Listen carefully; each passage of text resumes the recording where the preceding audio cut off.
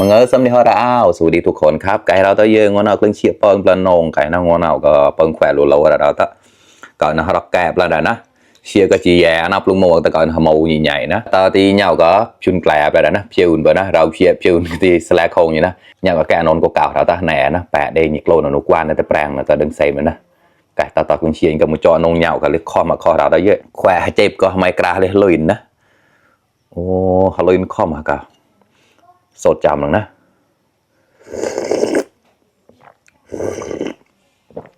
อร่อยมากพอมาครับมากินข้าวด้วยกันครับน้ำพริกปลาต้มครับเหมือนเดิมครับแล้วก็เนื้อเด็ดเดี่ยวทอดครับแล้วก็มีปลาช่อนทอดเหมือนกันครับปลาช่อนแห้งนะครับแล้วก็มีแกงใบกระเจี๊ยบนะครับมาครับแซ่บครับมากินข้าวด้วยกันครับแกนุกแล้ววัวเชียร์ที่ไฟเดอร์ไลเดอร์แชร์มาต่อเราต่อเยอะต่อตะลึงเชียร์กับมูจอดนะอลอนแกลนะที่เปิดโจทย์แควเจ็บหนีแกลนะเพราะเดี๋ยววัวปานจาวันนะ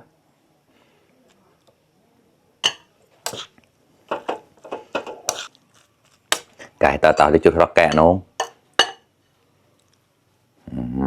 ก่อนนั้นนับจีแอมใส่ทะเลนาเราตะเยอะกละข้อมากันต่อลูกซึ่งดาหนึ่งนะ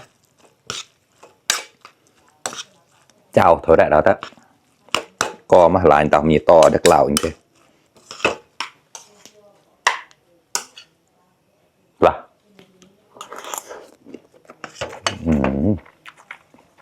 พอ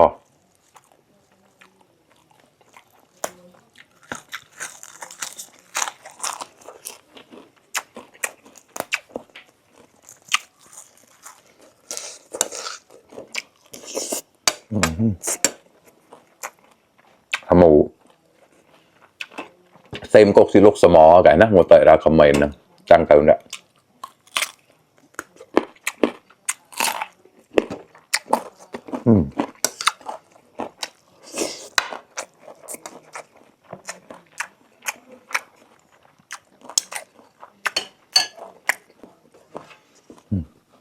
ไม่กล้าเลยนะแล้วเข้ามาขอ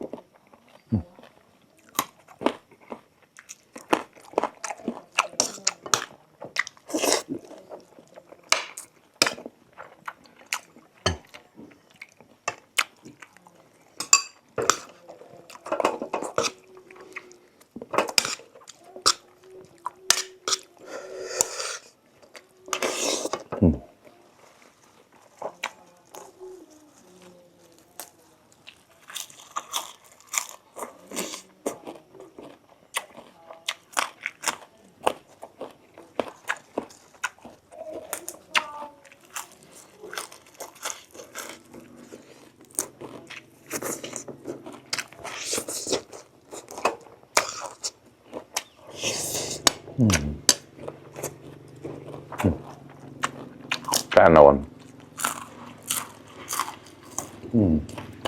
ข้อมากัน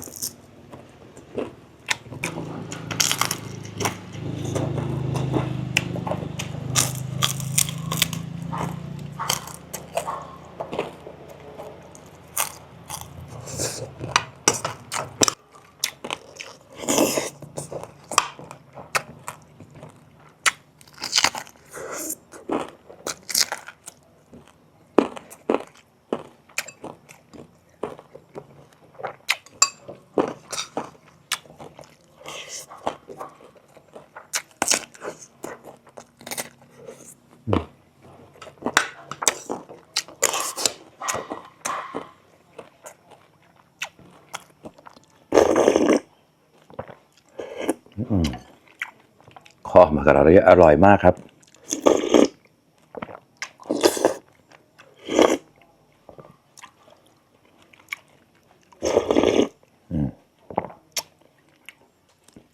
เดี๋ยวชินะอย่าเอาไม่กล้าแล้วนะ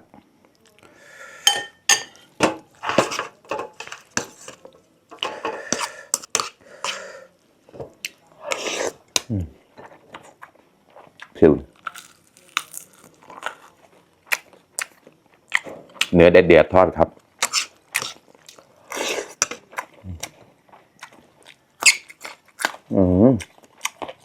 ข้อ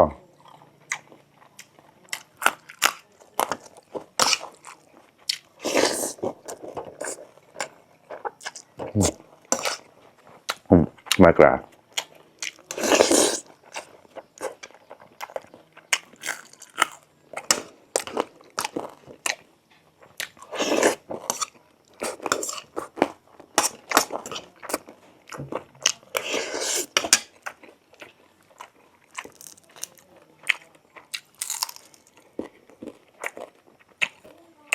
อันนี้มันเป็นปลาธรรมชาตินะครับแล้วก็